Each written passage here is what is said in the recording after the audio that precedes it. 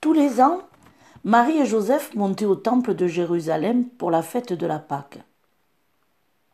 On se rappelait ce jour-là que Dieu avait fait passer la mer à pied sec. Cette année-là, Jésus avait 12 ans. Il partit avec ses parents pour célébrer la grande fête de la Pâque au temple de Jérusalem.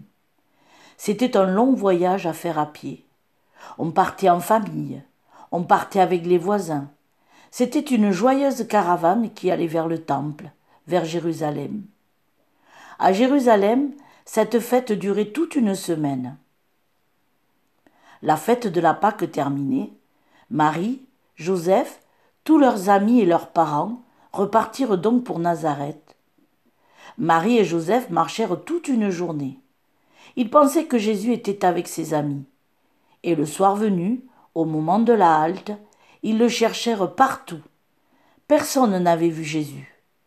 Alors ils retournèrent à Jérusalem, et là, ils le cherchèrent. Ils questionnaient ceux qui le rencontraient. Avez-vous vu notre fils Jésus ? Marie et Joseph s'approchèrent du temple. Là, devant le temple, il y avait des hommes qui parlaient.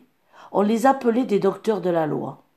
C'étaient des gens savants qui connaissaient bien toute la Bible et qui se posaient plein de questions sur les Écritures. Comment ceci ? Comment se fait cela ? Et pourquoi ? Et voilà que Jésus était là, assis au milieu d'eux, lui aussi posait des questions, répondait à d'autres. Et tout le monde s'étonnait et disait « Cet enfant est plein de sagesse de Dieu. Qui est-il donc ?» Dès que Marie vit Jésus, elle fut rassurée. Elle se dirigea vers lui et lui dit « Pourquoi es-tu resté là ? Nous nous sommes angoissés, ton père et moi. Depuis 3 jours, nous te cherchons partout. Mon enfant, pourquoi nous as-tu fait cela ?» Jésus la regarda et lui dit « Mais ne sais-tu pas que je dois être chez mon père ?» « Chez mon père ?»